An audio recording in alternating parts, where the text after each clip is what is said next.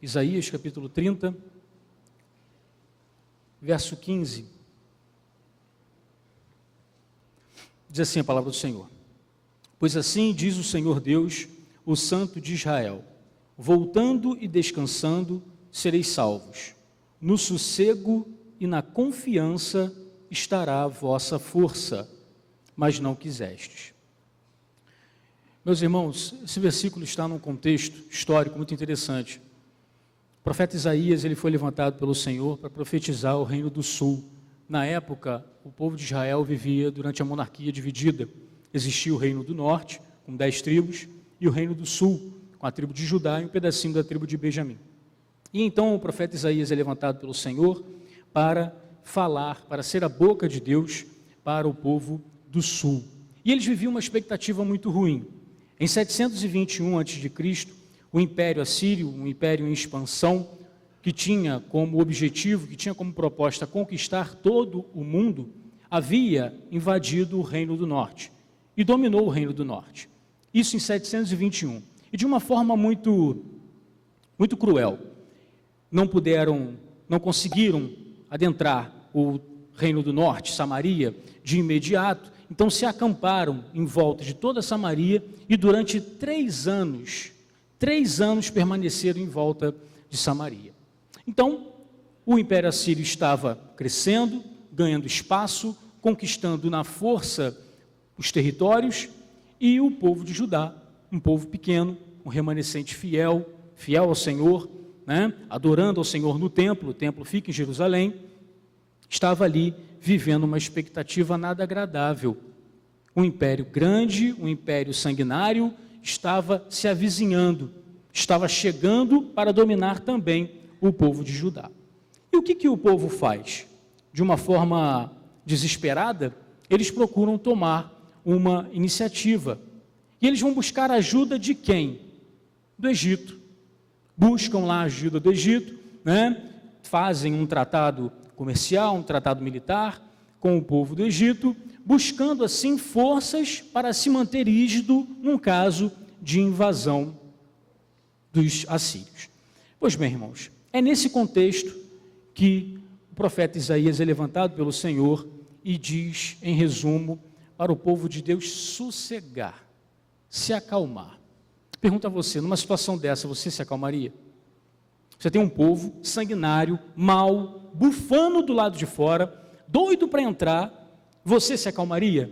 Você não faria nada, que é o que está dizendo aqui a palavra de Deus? No sossego e na tranquilidade está a vossa força. Em outra versão, está a vossa salvação. Pois bem, meus irmãos, o que eu enxergo aqui é que hoje em dia a gente pode não viver dificuldades dessa monta, um povo querendo invadir, um povo querendo dominar o nosso território, mas nós vivemos algumas dificuldades que nos impulsionam a agir. Por vezes, os problemas chegam à nossa porta e você, numa atitude de querer solucionar, quer tomar uma atitude. A vida nos impulsiona a isso. Geraldo Vandré, naquela música, para não dizer que não falei de flores, diz, vem, vamos embora, que esperar não é saber. Quem sabe faz a hora, não espera acontecer, toma uma atitude. Você não pode ficar parado, você tem que reagir. Você precisa reagir. Você precisa tomar as rédeas da sua vida. Mas será que é essa a proposta de Deus para você? Vimos aqui que para o povo de Deus não. Para o Judá, para o remanescente, para Judá, para o remanescente fiel, não. Muito embora o Império Assírio estivesse às portas, querendo entrar, muito embora o Império Assírio queira matar, dizimar lá Ezequias e o seu exército, não deveria ser essa a postura do povo de Deus, das pessoas que se colocam na dependência do Senhor. E observem, meus irmãos, se vocês forem lá no capítulo 36, nós não vamos ler, é um capítulo grande, 36 e 37, conta toda a história, toda a tratativa de Senaqueribe, através do seu capitão, na porta de Judá, impondo medo, colocando medo, impingindo medo no povo de Deus. E lá eles chegam à porta e falam, olha, vamos lá, vocês têm que se render. Se vocês não se renderem, em quem que vocês estão acreditando? Em quem que vocês estão confiando? No Egito? Aquela cana quebrada, eles usam essa expressão, né? Que fura a mão das pessoas que pedem a sua ajuda? É neles que vocês estão confiando? Ou vocês estão confiando no seu Deus? Vocês esqueceram das outras cidades que nós invadimos? Deus deles não foi suficiente para impedir os assírios, nós assírios, né? Então, em quem que vocês estão acreditando? Aí o destacamento lá, né, as pessoas que foram lá representar Ezequias, que era o rei à época, viram e falaram, olha só, por gentileza, fale com a gente em aramaico, não fale em judaico, em hebreu não, né? Porque você está falando em judaico, na língua dos hebreus, eles vão entender. Aí eles viram e falam assim, olha só, mas você acha que a gente está falando isso para você?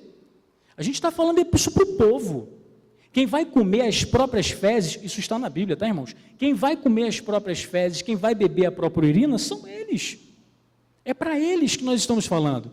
Observe, meus irmãos, que aqui o inimigo chega e tenta implantar o terror. A atitude dos assírios ali era de implantar o terror. Eles queriam amedrontar, deixar o povo de Deus completamente desestruturados. E dizem, né, olha só, será que foi o Deus de vocês? Tem o seguinte, é o próprio Deus de vocês que levantou a gente. Tentam enganar o povo, né? E eu fico observando, meus irmãos, e as dificuldades que se avizinham na nossa vida, elas guardam algumas similaridades, né? Algumas correspondências com esse episódio da vida do povo de Israel. Observe, meus irmãos, que durante todo o culto nós cantamos a fidelidade do Senhor. Observaram isso? Todos os salmos, todas as músicas foram enaltecendo a fidelidade do Senhor. E será que se o povo aqui, né, nesse episódio, se eles tivessem ouvido de imediato as palavras do profeta Isaías, Deus usando o profeta Isaías para falar ao povo, será que o Senhor não teria provado mais uma vez a sua fidelidade? Né? E eu faço essa pergunta a você, diante do que você vive, diante da sua dificuldade, será que não é mais uma oportunidade do Senhor provar a fidelidade na sua vida? Será que realmente você tem que tomar as rédeas da situação? Será que você tem que se mostrar mais uma vez o Senhor da sua vida? Observe nisso. As palavras do Senhor nesse momento e para nós nessa noite são: sossegue, em se voltar, em se converter ao Senhor é que está a vossa salvação. Eu vejo, meus irmãos, nessa situação que o povo de Israel passou, algumas correspondências com a nossa vida atual, né? Vemos ali que o inimigo estava à porta, os assírios estavam ali próximos de entrar no território de Judá e tomar todo o povo. E eu fico observando, meus irmãos, que hoje nós passamos por dificuldades assim. Temos aí, né, diversos servidores públicos com salários atrasados. E você não vai fazer nada? Você não vai tomar uma atitude? Vai esperar acontecer? Né? Vai esperar acontecer? Ou, quem sabe, a sua dificuldade seja no seu lar, né? Será que essa pessoa merece a sua confiança? Será que ela é digna da sua companhia? Será que você não precisa fazer nada, tomar uma atitude, deixar o seu lar? Será? Será que você não precisa fazer alguma coisa? Será que sossegar é o suficiente? Vemos também, meus irmãos, que vivemos isso, né? Dificuldades no sentido de perseguições no nosso trabalho. E aí?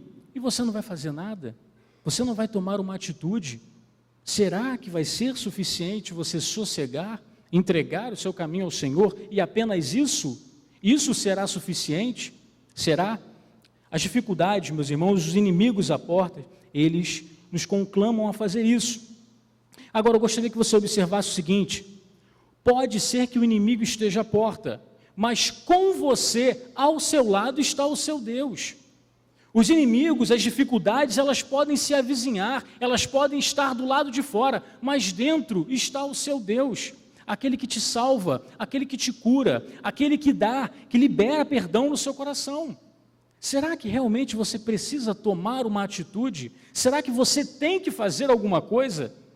Isso diz quem é o Senhor da sua vida.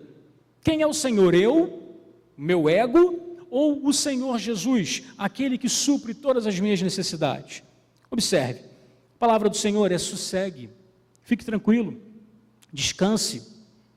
Havia, meus irmãos, para o povo de Israel também, um amigo, entre aspas. Sabe por que amigo, entre aspas? Historicamente falando, irmãos, quem foi o Egito? Hein?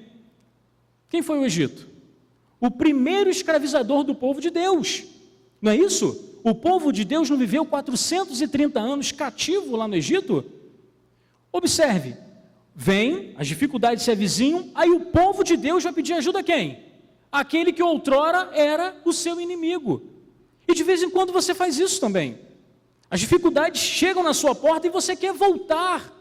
Você está trilhando um novo caminho, você está vivendo uma nova vida, mas você quer voltar. Você quer, quem sabe, voltar ao alcoolismo. Por quê? Porque não tem dificuldade, eu tenho que fazer alguma coisa. Eu preciso aliviar a minha dor.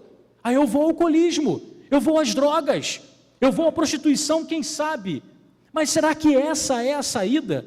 Será que não se trata de mais uma cana furada que quer machucar a sua mão?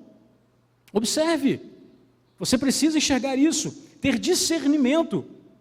Fico pensando na situação das pessoas sem salário, né, dos servidores do Estado, notadamente do Estado, de alguns municípios sem salário. Você precisa fazer alguma coisa. Aí eu vou a quem?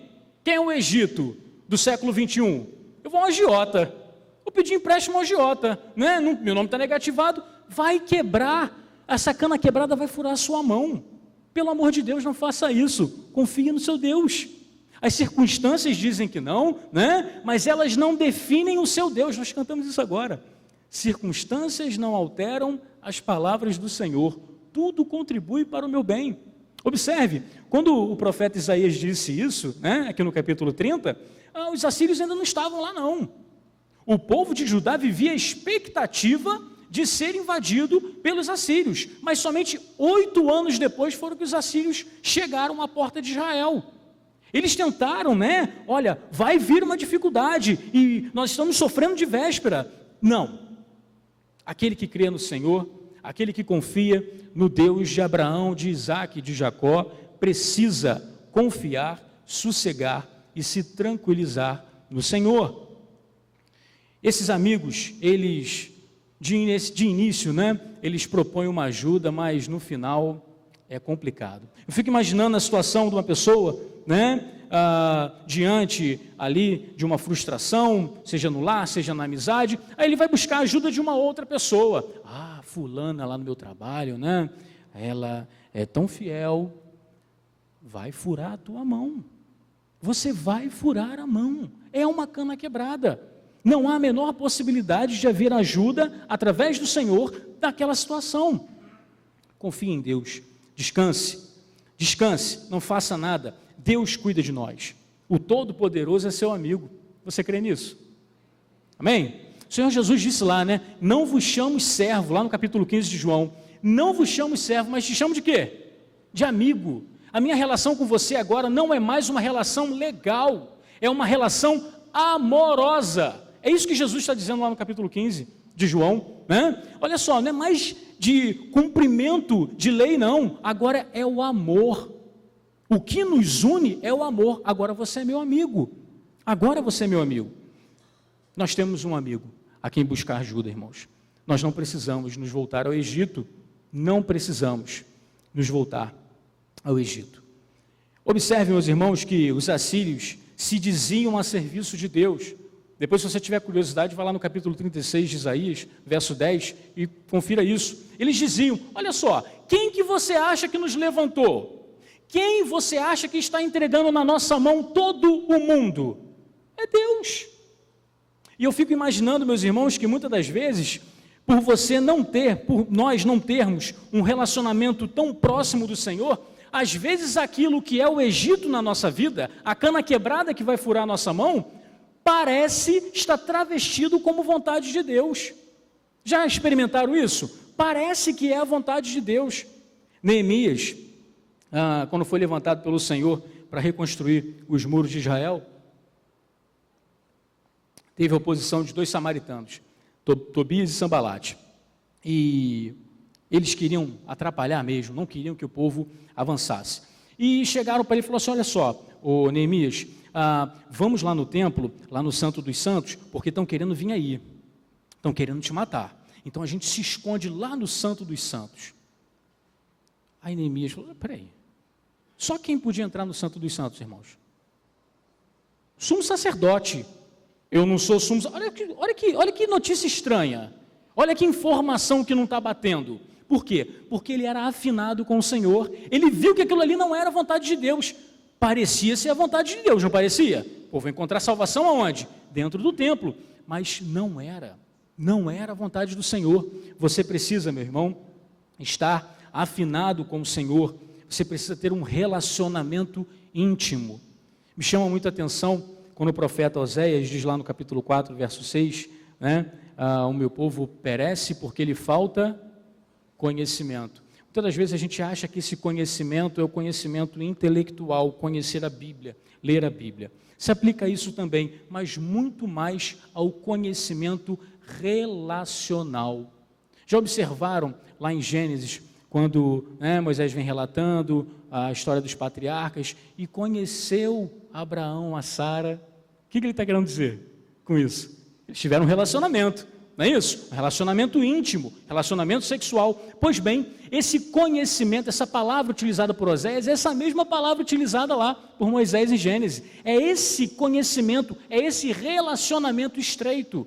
Se você tiver um relacionamento estreito com o Senhor, você vai ter totais condições de discernir se é ou não é a vontade de Deus. Precisamos estimular isso, precisamos nos converter, como diz aqui o profeta Isaías, nos voltar para o Senhor, manter o nosso relacionamento pessoal e íntimo com o Senhor.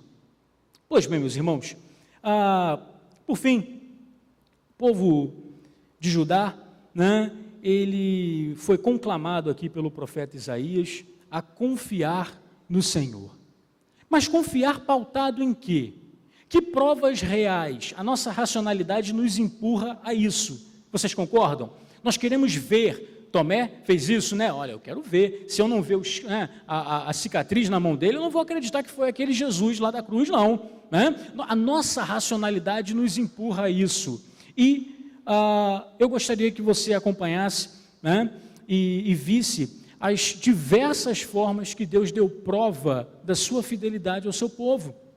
Observe, lá, quando os anjos chegam lá, os homens, anjos em forma de homem, chegam lá para Ló e falam: Ló, olha só, essa cidade aqui não tem mais jeito, ela vai ser detonada, pega as suas filhas, pega os seus genros e dá no pé.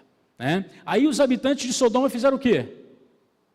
Chegaram lá e quiseram, não é isso? Violentar os anjos. Ló vai lá, tenta conversar, não deu jeito. Como que o Senhor dá o livramento naquele dia, naquela oportunidade?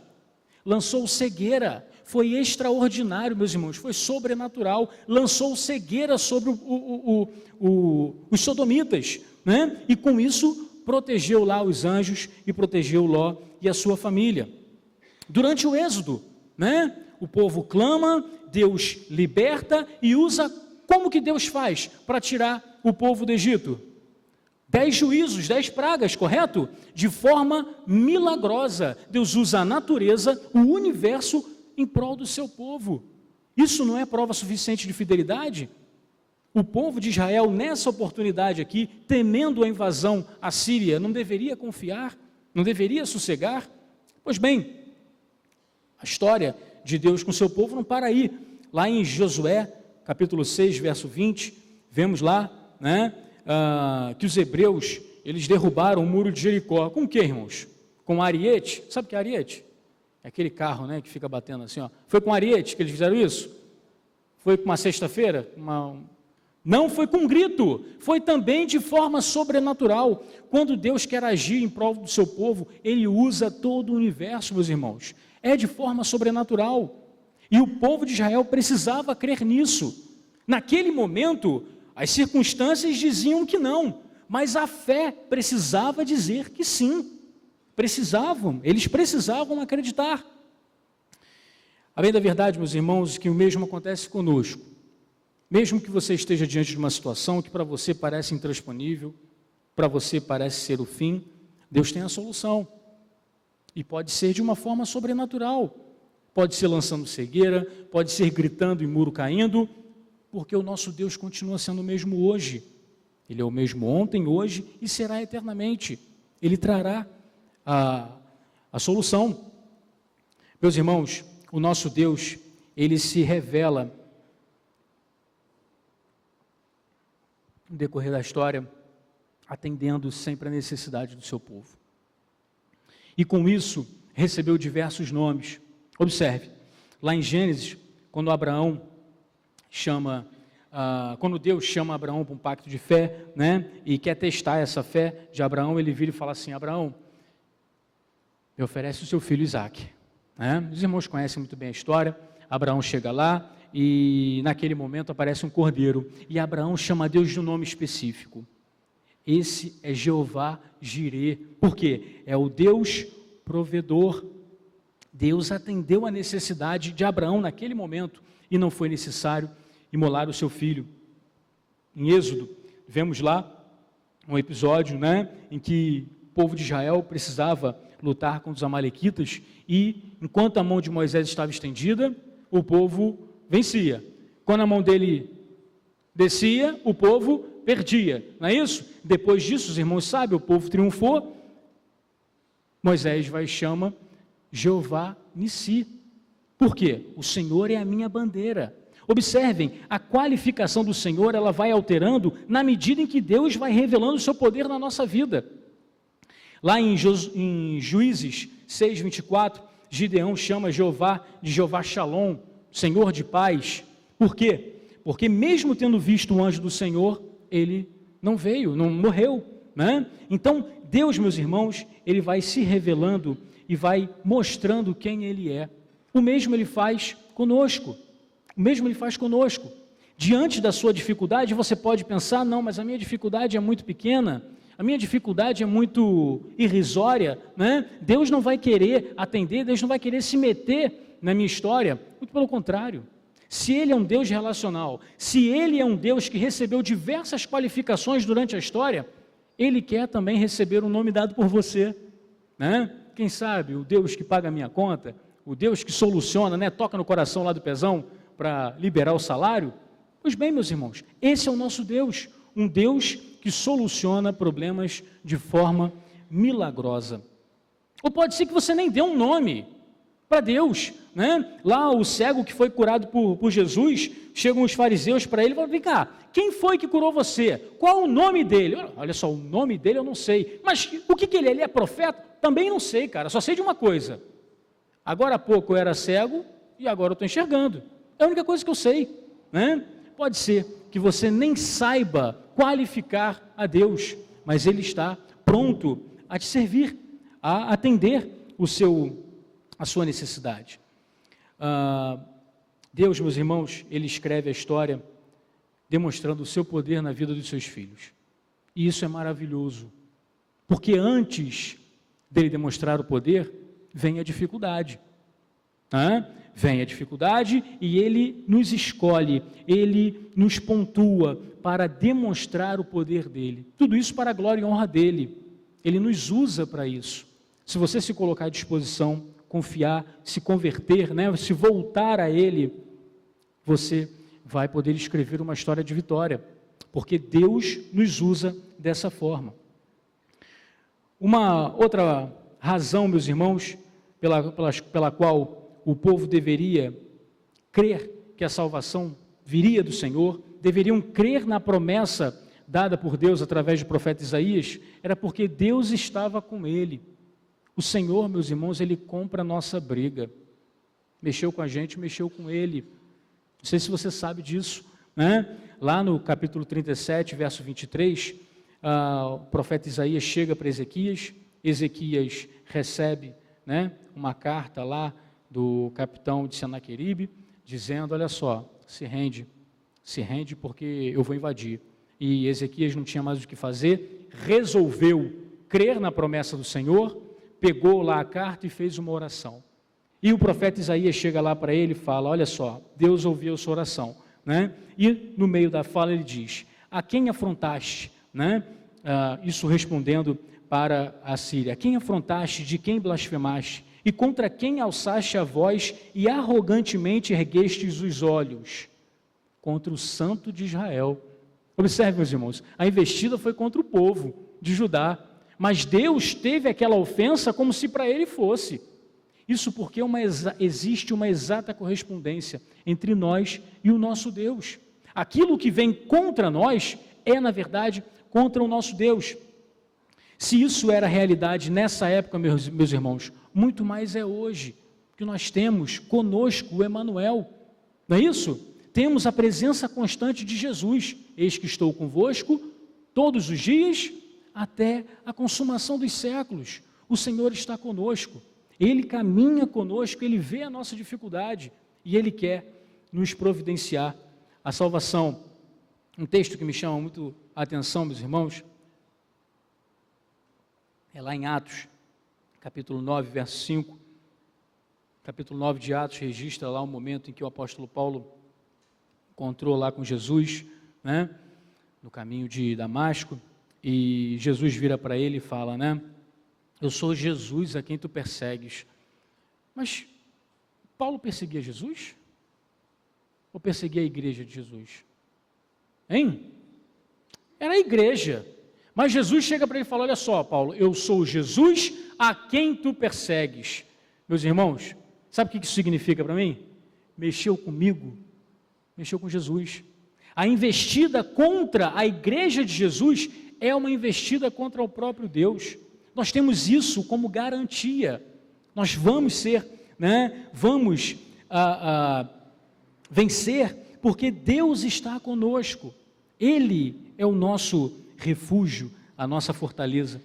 Capítulo 64 de Isaías, verso 4, né, diz que, porque desde a antiguidade não se ouviu, nem com ouvidos se percebeu, nem com olhos se viu, Deus além de ti, que trabalha para aqueles que nele esperam, que trabalha para aqueles que nele esperam, que trabalha para aqueles que nele descansam. A nossa posição, meus irmãos, é de descansar no Senhor, descansar completamente. Isso não traduz uma atitude, né, leviana da nossa parte, não. Descansando no Senhor, colocando a nossa fé nele, a salvação vem. Claro que quando nós precisamos agir, ele toca, né, no nosso coração e a gente toma uma determinada atitude. Mas quando ele fala sossegue, nós devemos sossegar. Pois bem, meus irmãos, a atitude inicial do povo de Israel foi buscar a ajuda do Egito, a cana quebrada. Mas depois eles se arrependeram, eles voltaram ao Senhor, foram sensíveis à palavra do profeta Isaías e voltaram ao Senhor, se voltaram ao Senhor e buscaram no Senhor a ajuda.